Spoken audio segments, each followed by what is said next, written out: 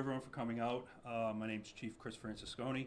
I want to welcome you to the East Providence Police Department. Before we get started, I just want to introduce the gentleman standing behind me. To my left, we have Captain Floyd Gardner, Captain James Nelson, Deputy Chief Barry Raymer. To my right, Mayor Bob Da Silva, Captain Mark Carteret, Sergeant Diego Mello, and Detective Kevin Feeney. So I'm going to provide a synopsis of the events that occurred last night, which led to the seizure of 15 firearms. After I provide the synopsis, I'll ask the mayor to say a few words, and then we'll open the floor up to questions. Last evening at approximately 7 p.m., members of our Special Investigation Unit were conducting surveillance on a residence in East Providence as part of an investigation into the trafficking of firearms. The investigators observed a male exit the residence in possession of a suitcase. The male, later identified as 28-year-old Joseph DeRosa of Modesto, California, was observed placing the suitcase in the trunk of a waiting vehicle. The investigators also observed 4 additional males enter a second vehicle. After placing the suitcase in the trunk, DeRosa entered the vehicle and it left the area.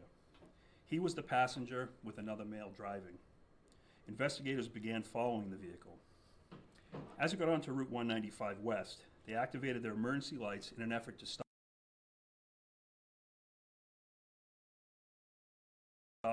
As Sergeant Diego Mello and Detective Kevin Feeney began approaching the vehicle, they observed the second vehicle slow down in what appeared to be a diversionary tactic and then quickly accelerate away.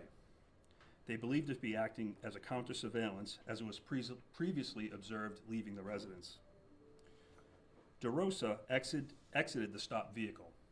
Sergeant Mello and Detective Feeney gave verbal commands for him to get back into the vehicle. DeRosa ignored those commands and, without warning, jumped from the Washington Bridge into the water below. The officers immediately requested assistance in an effort to rescue DeRosa from the frigid waters. In addition to numerous East Providence police officers, the Providence Police sent several officers, a K-9, and launched a boat. The East Providence Fire Department sent numerous assets, and the Marine Task Force was activated. Members of the Rhode Island State Police responded with a K-9. After an approximately 50-minute search for DeRosa, he was located by the Providence police boat in a marshy area upon the East Providence shoreline.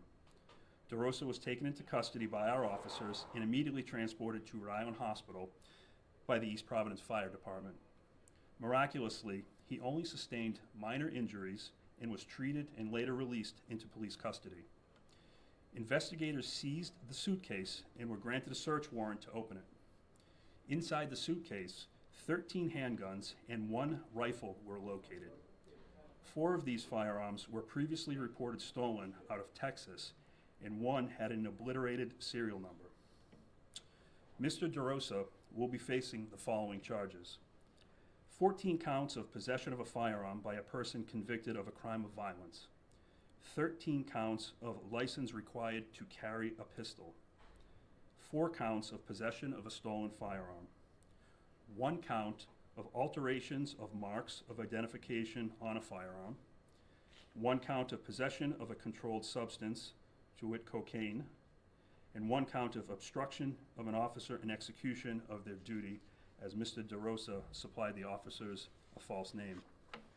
It should be noted the vehicle DeRosa was in was a Lyft rideshare, and the driver had no knowledge of what was going on whatsoever. I'd like to thank the East Providence Fire Department, the Providence Police, Rhode Island State Police, and the Providence, Cranston, and Warwick Fire Departments, who all sent assets as part of the Marine Task Force.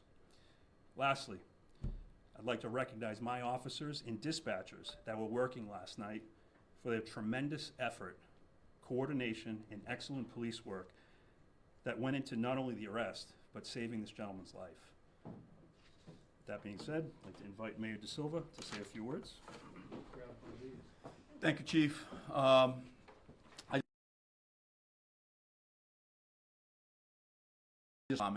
Fire department and surrounding communities that came out to help in the rescue effort of this individual. Investigation and the effort that went into identifying this person and taking these weapons off the street. As you look at this table to our right, you'll see that there's 14 weapons that will not be used in a homicide, that will not be used to shoot an innocent person, that will not be used to take someone's life. So it's thanks to the incredible work of the East Providence Police Department, taking these weapons off the street. We'll never know how many lives have been saved by their actions today, yesterday. So I want to thank them for their work, and thank all the members of the police department. I happened to be monitoring the radio last night, and it was an all-hands effort. Everybody was doing an incredible job. I listened to a little bit of the activity, and everyone came together to try to locate this individual, and first and foremost, to get him safely out of the water. It was cold, and hypothermia could have set in, but these guys did a great job locating him and bringing him to safety. So that's it. I'm going to turn it over to the chief to answer any questions as he has more details.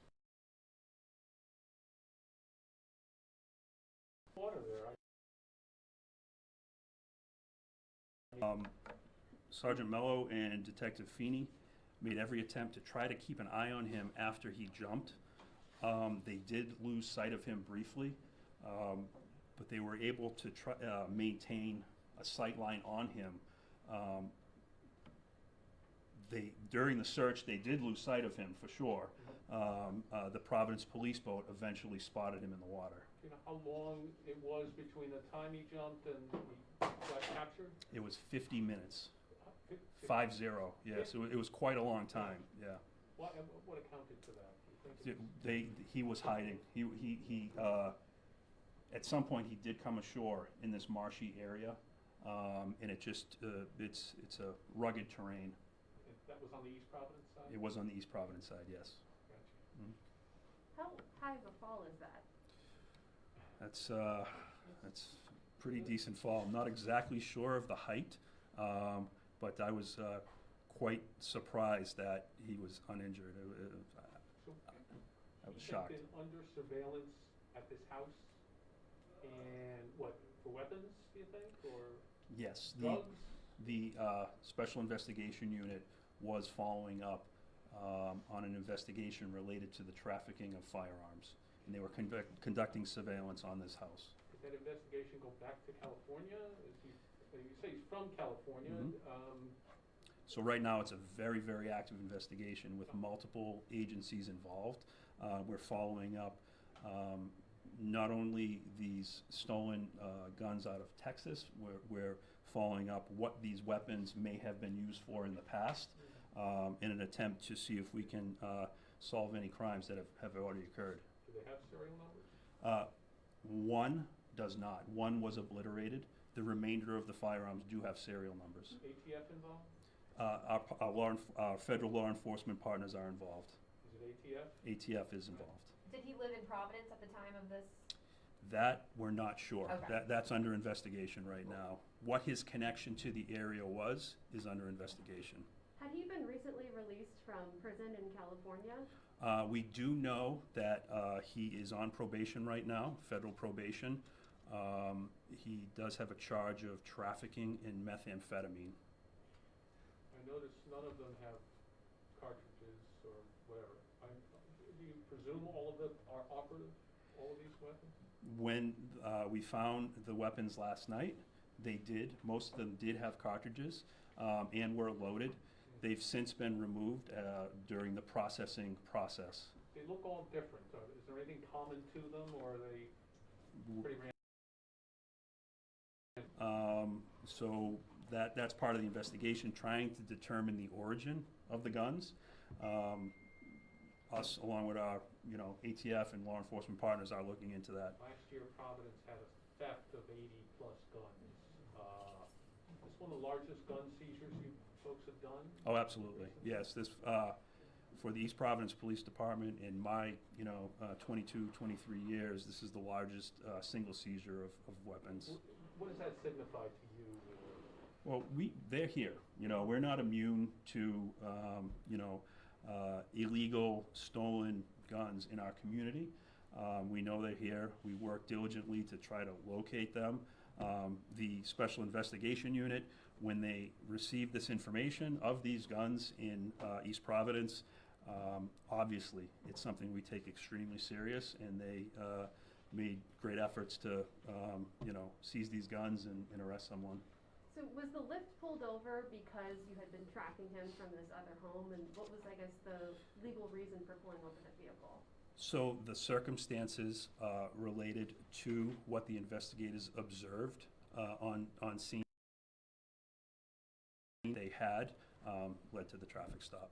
And that driver, is he or she okay? He or she, he was quite shaken, as you can imagine. Quite a traumatic experience, observing, the police pulling him over and then someone jumping off the bridge. He, cooperated with our investigation. You mentioned that there was somebody who tried to offer a diversion of some kind. Who's that and where are they? Or So did they originated at the residence that was under surveillance. That portion is still under investigation right no now. arrest in connection with that? No arrest at this time. Yeah. Mhm.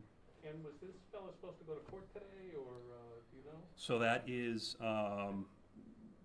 being determined. It does not look like he will be arraigned today, but he will most likely be arraigned tomorrow. In which court? That's to be determined right now.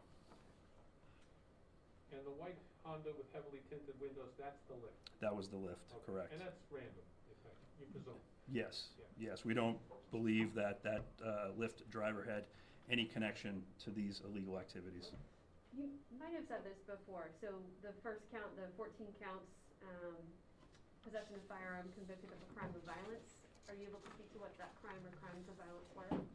That was his conviction for trafficking in methamphetamine. He may have other charges. He does have other charges, but that is what he is on probation for right now. And How long do you think, he'll go to jail for these offenses? Well, these are some very, very serious offenses.